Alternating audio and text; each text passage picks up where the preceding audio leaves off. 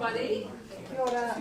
And it's so lovely that you've all turned out tonight, and I know it's super short notice, but Billy's like I don't know, he's just spontaneous, and he cares. And so when he came down for our executive meeting, which was top secret, then he just couldn't help himself reaching out to people and coming out to just come and connect with people on the ground, because that's what he's all about, is connecting with people. And equally, you know, you're all part of us and we're part of you, and you've come to connect as well. And the beautiful thing about the N.Z.P journey is that it's brought all of us who've been sitting independently in our homes and contemplating, noticing, researching, wondering, worrying, alone, to discover that we have this huge tribe across the nation. And that took Billy to be actually the only person in this whole country who got up and started talking to a small group of people, and suddenly discovered that that just rippled out across the nation because it resonated. It was like a sound that went out. And it just resonated with all of us because we were all in that same zone. But we would never have found each other if actually he hadn't been brave enough to get out. Because I don't know about you, I was sitting at home thinking, why isn't anybody saying anything? But I knew why they weren't saying anything. It was because it was too scary to say anything. Because if you've got a business, you might lose your business, or you might lose your friends, or you might lose the love and connection with family members who think you're absolutely nuts. And the beautiful thing, and we've come such a long way in that period of time, as the globalist agenda is rolling out at high speed, like a giant, train across the planet. At the same time, we have this incredible gathering of people and of minds across the earth where brave people are stepping forth. And I know for myself that when Billy started to talk and then N.Z.P appeared, it gave me an opportunity to have a voice where I didn't feel scared anymore. I could actually talk out loud, and I could say what I was thinking, and I could say what I was noticing. And I could speak my truth because there were other people who were also. And then as time has gone on, we've had doctors and scientists who generally have a great deal to lose when they have something to say, particularly about the COVID scam. That's why it takes generally doctors and scientists who are not paid by the government to actually speak, because they also have children who have to get through school and they've got mortgages to pay. So it's those brave ones who are either willing to put that on the line or who are already independent, like my amazing partner who's going to talk to you later about COVID, and was one of the early people to notice, hey, this actually doesn't add up. And so I just want to say, as you know, we've been through an evolution. We went full speed towards an election, like no other movement, no political movement in the history of New Zealand has ever done. And that was all you guys, and we all gathered together, and all the candidates kind of gave up their life for a period of time so that we could speak to all of the people that we could reach and say, hey, come join us. And then we went to the election and we got our result. Okay, we didn't get in the parliament. We thought we were going to get in the parliament. But not one iota of the strength and the determination and the connection that we had has disappeared. And I feel like everyone is just equally resolved. The day after the election, people were going, what's next? I don't know anyone who's just stopped. Everyone's just kept going. The volunteers still come together, the candidates are still talking, and then we had our split from advance, and so we then had to just wait and let everybody, because Billy's style is, hey, I don't want to coerce anybody. I'm not going to go running after anybody. Let them feel themselves. Let them feel where their place is. Let them come when they're ready. So there was a little bit of time where some people felt uncertain and nervous, oh God, mum and dad are splitting up or whatever. It felt like that for a lot of people. And now we've come together and we've got an amazing group of candidates who are just so dedicated and amazing and cohesive, and we have unity. And now we've just come together as an executive, and we've really pulled together this plan, because right now you will all be aware every day when you read the newspaper, every day when you listen to the news, that this thing isn't stopping. And every day there are grave decisions being made that will have huge implications for our freedom, and as creating a future that I am quite sure not any single person in this room ever imagined that they were going to live through. My mother says, this reminds me of wartime. My mum's 91. This is like what wartime, when they used to tell us what to do.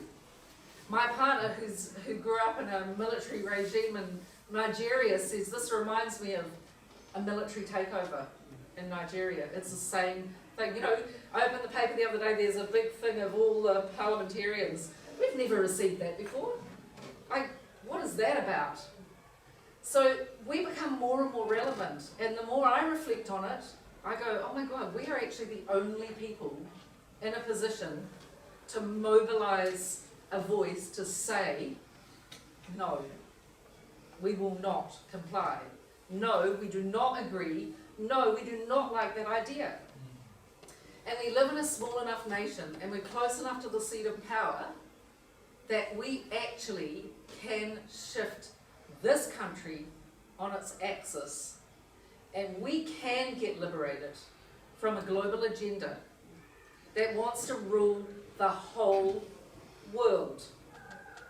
And just as Iceland has liberated itself from the global banking program, and they had to sack their whole parliament twice and put them in prison, we have the ability to do that, and we need to remember that. And we are here to lead this nation to liberation. Hear, hear. And on that note, I want to introduce you to Billy Takahika, who is truly our Braveheart.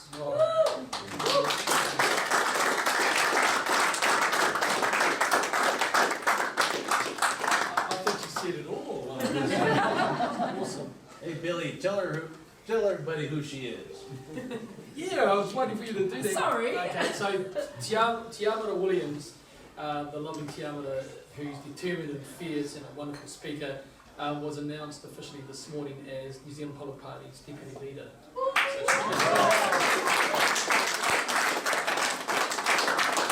she's just come out of the closet and confirmed she's the deputy leader. Yay! She's from Christchurch? Is she from Christchurch? Yeah, she's from Yay! Christchurch. Like JB Lee, yeah, he's got his own party. I'll tell you about that. Nō reira e tātou mā, ko te wihi ki te atua me whakakorore a tono inga wā ko katoa. Honori kororea ki te atua i te rangi ko Ihu Kreiti. Ki e taumai te manakitanga ki runga i te kingi Ihu Kreiti pai mairere ki aia me tono whare, me te kaupapa miharo tēnei. I raro i te kaupapa o whakawhanaungatanga. Nō reira, ko tai mai ahu ki te tautoko e te kaupapa manaki tanga, me nā whakawhanaungatanga, me nā mahi manaki tangata.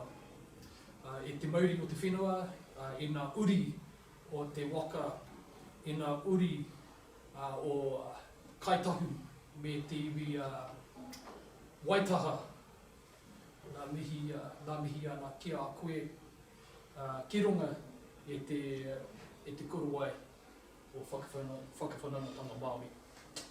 Nō reira e te iwi nā hui whānau mai hara mai, whakatau mai rā, ki te whakawhitiwhiti kōrero e te kaupapa tēnō mea nui tēnei.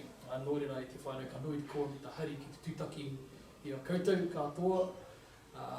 O reira tēnā koutou, tēnā no tātou katoa.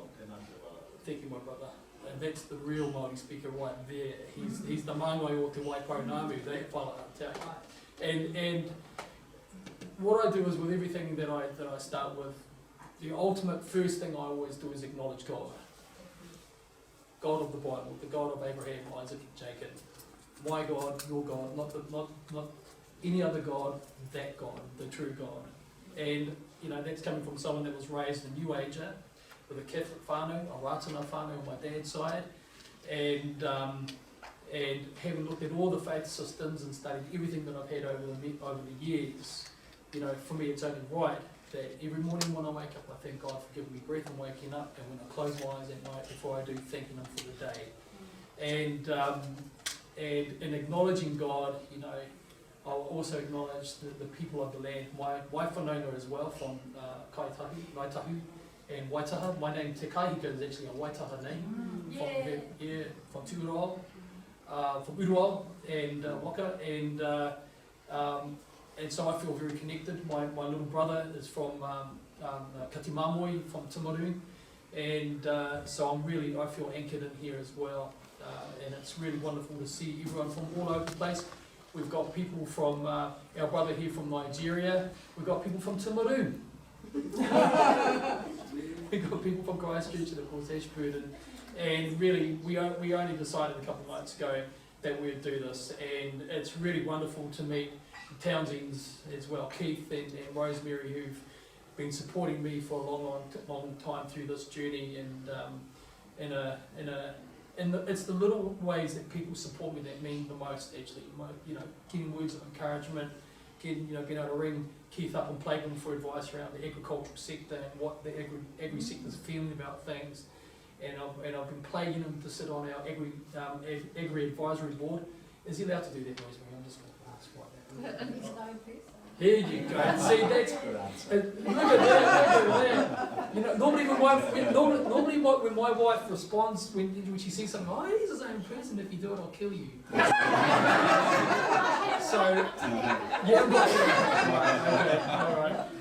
But and of course the candidates here, we have our brother Machu Toms here, who is our candidate for all of Te Waipo Ngāmu here. I want to acknowledge him. I want to acknowledge Hadley, of course, who's one of our newest candidates as well. They do know that, do they, Hadley? I just announced that. There you go. And of course we've got Tiamara, and we've also got our party secretary, Michelle Hood, who's sitting up at the gate there, at the Wahorua. And we've also got Michael Stace, our party director. And these people, they work night and day at what we do. Because what we do is so vitally important that we know our business. We've learned how to be public speakers in a new kind of way. I've always been speaking in public, but this is a new type of framework, a new type of we call it ahuatanga Māori, a new way of speaking for me, even though I've spoken in the public for many years, because what we're dealing with right now, the veracity of what we say, or the accuracy and the truthfulness of what we say, needs to be beyond question and approach. Number one, because I'm a representative of Jesus, and number two, because we need to be trusted by the public. That if we make a mistake, we admit it, take it straight to light, and that's always what I say at my lives. If I make a mistake, on the first 10 minutes, I go straight to it and I broadcast it. But we're getting better and better at that.